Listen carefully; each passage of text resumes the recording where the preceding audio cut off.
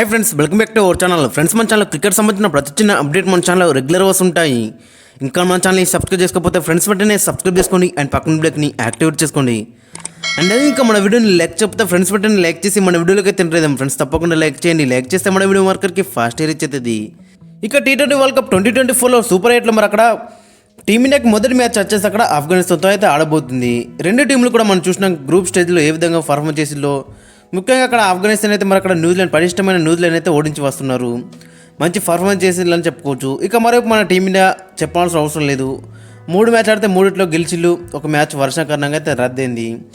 ఓవరాల్గా చూసుకుంటే రెండు టీంలు కూడా చాలా మరి పటిష్టంగా కనబడుతుంది. మంచి గేమ్ అయితే ఉండబోతుంది. ఇక ఈ మ్యాచ్ వచ్చేసి అక్కడ మరి అక్కడ బర్బడస్లో జరగబోతుంది. ఇక్కడ యూజువల్గా మనం చూసుకుంటే పిచ్ అనేది చాలా బ్యాటింగ్ ఫ్రెండ్లీ వికెట్ అయితే ఉంటుంది. కానీ పోని మాత్రం అక్కడ స్పిన్నర్లకి అయితే క్రూషల్ రోల్ ప్లే చేసే అవకాశం అయితే మనకు కనిపిస్తుంది. ఇక వీరి మధ్య హెడ్ రికార్డు చూసుకుంటే మొత్తం 8 మ్యాచ్లు అక్కడ టీమిండియా 6 గెలిచింది, ఒక మ్యాచ్ టై అయింది, ఒక మ్యాచ్ నో రిజల్ట్గా ముగిసింది. ఓవరాల్గా చూసుకుంటే మాత్రం చాలా మరి వన్ సైడ్ డామినేషన్ అయితే మనకు కనిపిస్తుంది మన టీమిండియా దగ్గర నుంచి అయితే. ఇక టీమ్స్ విషయానికి వస్తే మనం ఫస్ట్ ఆఫ్ఘనిస్తాన్ టీంని చూసుకుంటే మరి ఆఫ్ఘనిస్తాన్ గ్రూప్ స్టేజ్లో ఏ విధంగా పర్ఫార్మ్ చేసినా మనందరం చూసినాం. అక్కడ పటిష్టమైన న్యూజిలాండ్నే ఓడగొట్టిల్లు వీళ్ళైతే. కాబట్టి మరి వీళ్ళతో అయితే మన టీంలో కొంచెం జాగ్రత్తగానే ఉండాలి. అటు బ్యాటింగ్లో కానీ బౌలింగ్లో కానీ చాలా కాంబినేషన్ అయితే మంచిగా ఉందని చెప్పుకోవచ్చు. ఇక బ్యాటింగ్ డిపార్ట్మెంట్లో మనం చూసుకుంటే వాళ్ళిద్దరు ఓపెనర్స్ అక్కడ ఇబ్రహీం జద్రన్ అండ్ రెహమాన్లో గుర్బాజ్ మంచి స్టార్ట్స్ అయితే ఇస్తున్నారు ప్రతి మ్యాచ్లో కూడా. ఇక నెంబర్ 3లో లాస్ట్ మ్యాచ్లో మనం చూసినాక గుల్బదీన్ నాయబ్ కూడా మంచిగా రానిచ్చిండు. తర్వాత అజ్మతుల్లా ఒమర్ జాయ్ కానీ, నజబుల్లా జద్రన్ కానీ, ఇక లాస్ట్లో మహమ్మద్ నబీ అండ్ రాషిద్ ఖాన్ అయితే ఫినిష్ చేస్తున్నారు. ఇక బౌలింగ్ డిపార్ట్మెంట్లో మనం చూసుకుంటే ఫాస్ట్ బౌలింగ్లో అక్కడ Naveen ul Haq, Fazal Farooq match by match వికెట్లు అయితే తీస్తున్నారు. ఇక స్పిన్ డిపార్ట్మెంట్లో చూసుకుంటే అక్కడ రషీద్ ఖాన్ అండ్ నూర్ అహ్మద్ ఇద్దరు కూడా మరి మంచిగా రాణిస్తున్నారు. కాబట్టి ఓవరాల్గా చూసుకుంటే చాలా బ్యాలెన్సింగ్ టీమ్ అయితే కనబడుతుంది. ఇక బ్యాటింగ్లో అక్కడ రెహమాన్లో గుర్బాజ్ అయితే మరి ఈ T20 వరల్డ్ కప్లో హైయెస్ట్ రన్ స్కోరరు. ఇక బౌలింగ్లో చూసుకుంటే అక్కడ ఫజల్ ఫరూక్ అయితే మరి హైయెస్ట్ వికెట్ టేకర్ ఈ T20 వరల్డ్ కప్లో. కాబట్టి చాలా బెటర్ సైడ్గా మనకైతే కనబడుతుంది. ఏమాత్రం కూడా వీళ్ళనైతే తక్కువ అంచనా రాదు. ఎందుకంటే మరి మనం చూసినాక న్యూజిలాండ్కి ఎగనెస్ట్గా ఏ విధంగా వీళ్ళు రాణించిలో చాలా బ్యాలెన్సింగ్ అయితే కనబడుతుంది వీళ్ళ టీం అయితే. ఇక ఫైనల్గా వీళ్ళ యొక్క ప్లేయింగ్ లైన్ చూసుకుంటే రెహమాన్లో గుర్బాజ్, ఇబ్రహీం జద్రన్ ఓపెనింగ్ చేస్తే, నెంబర్ 3లో Gulbadin Naib, number 4 Azmatullah Omarzai, number 5లో నజబుల్లా జద్రన్, నెంబర్ 6లో మహమ్మద్ నబీ, నెంబర్ 7లో కరీం జనాత్, నెంబర్ 8లో రషీద్ ఖాన్ రాక వీళ్ళకి మంచి బ్యాటింగ్ అయితే కనిపిస్తుంది. ఇక నెంబర్ 9లో ఫజల్ ఫరూక్, నెంబర్ 10లో నవీన్ ఉల్ హక్, నెంబర్ 11లో నూర్ అహ్మద్. ఇక ఓవరాల్గా చూసుకుంటే మాత్రం చాలా బ్యాలెన్సింగ్ అయితే కనబడుతుంది. వీళ్ళకి నెంబర్ 8 రాక మంచి బ్యాటింగ్ అయితే ఉంది. ఇక బౌలింగ్లో కూడా టూ మెనీ ఆప్షన్స్ అయితే మనకు కనబడుతున్నాయి. మరి చూడాలి ఏ విధంగా రాణిస్తారు అనేది. ఇక మరోవైపు మన టీమిండియాలో చూసుకుంటే మన టీమిండియా కూడా చాలా మంచి పొజిషన్లో ఉందని చెప్పుకోవచ్చు. ఎందుకంటే మరి గ్రూప్ స్టేజ్లో మనం చూసినాక బౌలర్స్ మంచిగా రాణించులు, బ్యాట్స్మెన్ దగ్గర నుంచి కూడా అక్కడ విరాట్ కోహ్లీ అండ్ రోహిత్ శర్మ దగ్గర నుంచి ఇంకా కొన్ని రన్స్ వస్తే బెటర్ ఉండేది. బట్ మిగతా బ్యాట్స్మెన్లు అయితే మంచిగా రాణించాలి. అక్కడ సూర్యకుమార్ యాదవ్ దగ్గర నుంచి రన్స్ వచ్చినాయి, లాస్ట్ మ్యాచ్లో శివన్ దుబే దగ్గర నుంచి రన్స్ వచ్చినాయి. ఇక రిషబ్ పంత్ మాత్రం రెడ్ హార్ట్ ఫామ్లో ఉన్నాడు. కాబట్టి అక్కడ బ్యాట్స్మెన్స్ కూడా మంచిగా రాణించాలని చెప్పుకోవచ్చు లిటిల్ బిట్ అయితే. ఇక బౌలర్స్ అయితే అందరు కూడా మంచిగా రాణించు, అందరు కూడా వికెట్లు అయితే తీసుకున్నాడు, మ్యాచ్లో అయితే గెలిపించు. ఇక ఈ మ్యాచ్లో కొన్ని చేంజెస్ చేసే అవకాశం అయితే మనకు ఖచ్చితంగా కనిపిస్తుంది. ఎందుకంటే పిచ్చును బట్టి కొన్ని చేంజెస్ చేసే అవకాశం అయితే మనకు కనిపిస్తుంది. ఖచ్చితంగా మరి అక్కడ కుల్దీప్ యాదవ్ని తీసుకొస్తే వేరే ఉంటుంది అక్కడ.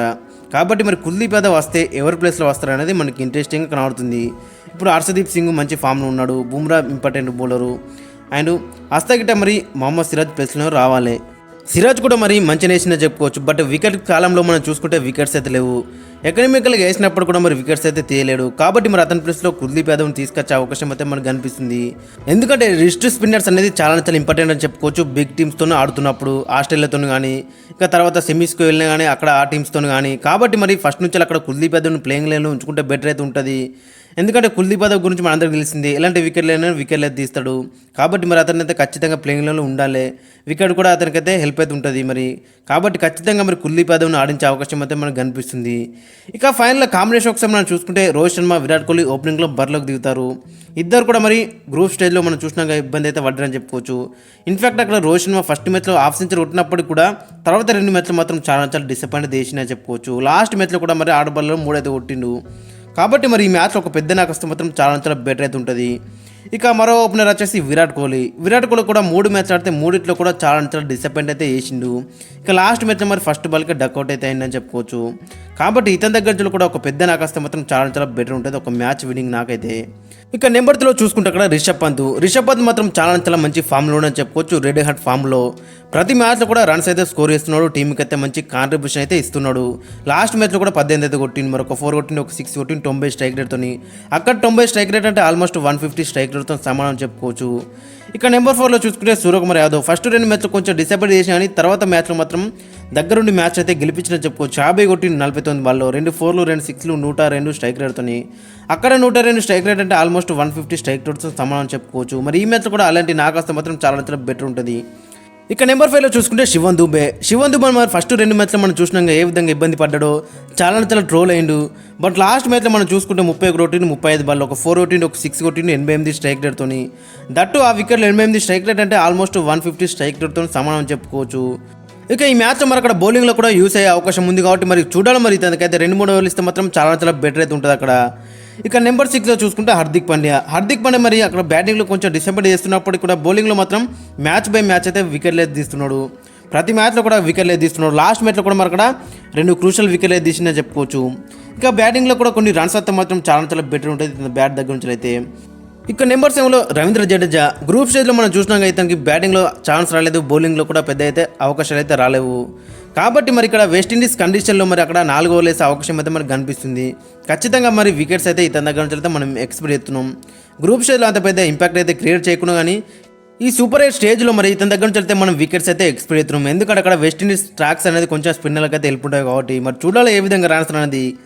ఇక నెంబర్ 8లో చూసుకుంటే అక్షర్ పటేల్ మాత్రం రీసెంట్గా చూసుకుంటే మంచి ఫామ్లో అని చెప్పుకోవచ్చు. మరి ప్రతి మ్యాచ్లో కూడా 2 ఓవర్లు వేసిండు, ఒక్కొక్క వికెట్ అయితే తీసుకుంటూ వచ్చిండు. ఇక బ్యాటింగ్లో కూడా పాకిస్తాన్కి అగైన్స్ట్ 20 అయితే కొట్టిండు. మరి ఓవర్లో చూసుకుంటే మంచి ఫామ్లో అని చెప్పుకోవచ్చు. మరి ఇక నెంబర్ 9లో చూసుకుంటే కుల్దీప్ యాదవ్ ఖచ్చితంగా ఈ మ్యాచ్లో ఆడించే అవకాశం అయితే మనకు కనిపిస్తుంది. ఎందుకంటే మరి అక్కడ రిస్ట్ స్పిన్నర్స్ అనేది ఎంత ఇంపార్టెంట్ మనకు తెలుసు. ఈ T20 ఫార్మాట్లో ఆడని చంప కానీ ఆదిల్ రషీద్ కానీ ఏ విధంగా వికెట్లు తీస్తున్నాడో మనం చూసినాం. రీసెంట్గా అక్కడ శంషు కూడా మంచిగా వికెట్లు ఇస్తున్నాడు. కాబట్టి మరి రిస్ట్ స్పిన్నర్స్ అనేది చాలా చాలా ఇంపార్టెంట్ అని చెప్పుకోవచ్చు బిగ్ గేమ్స్లో. కాబట్టి కుల్దీప్ యాదవ్ అయితే ఖచ్చితంగా ప్లేయింగ్ లైన్లో ఉండే అవకాశం అయితే మనకు కనిపిస్తుంది. ఇక నెంబర్ 10లో చూసుకుంటే జస్ప్రీత్ బుమ్రా గురించి మనందరికీ తెలిసిందే. 1 ఓవర్లో మూమెంట్ మొత్తం మన వైపు తీసుకొస్తాడు. 1 ఓవర్లో 2-3 వికెట్లు తీసే సత్తా కూడా ఇతనికైతే ఉంది.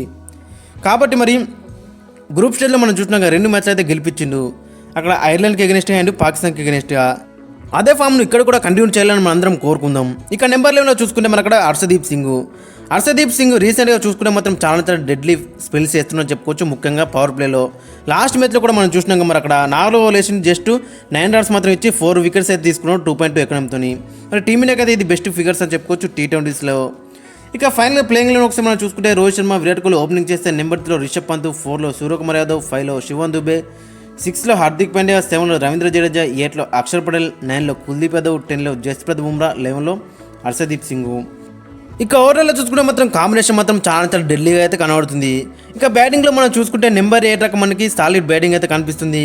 ఇక బౌలింగ్లో కూడా 2 మనీ ఆప్షన్స్ అయితే మనకు కనబడుతున్నాయి. దాదాపు 7 బౌలింగ్ ఆప్షన్స్ అయితే మనకు కనబడుతున్నాయి. అక్కడ 7th బౌలర్ కింద అక్కడ శివన్ దుబే యూస్ అయ్యే అవకాశం అయితే మనకు కనిపిస్తుంది. కాబట్టి మరి అక్కడ బౌలింగ్లో కూడా టూ మచ్ డెప్త్ అవుతుంది, బ్యాటింగ్లో కూడా టూ మచ్ డెప్త్ అవుతుంది. కాబట్టి ఓవరాల్ కాంబినేషన్ మాత్రం చాలా చాలా డెడ్లీగా అయితే కనబడుతుంది, బ్యాలెన్సింగ్గా కనబడుతుంది. ఫ్రెండ్స్ మరి మీ యొక్క ఒపీనియన్ అయితే కింద కామెంట్స్లో అయితే మెన్షన్ చేయండి. అండ్ మీ యొక్క ప్లేయింగ్ లైన్ కూడా కింద కామెంట్స్లో అయితే మెన్షన్ చేయండి.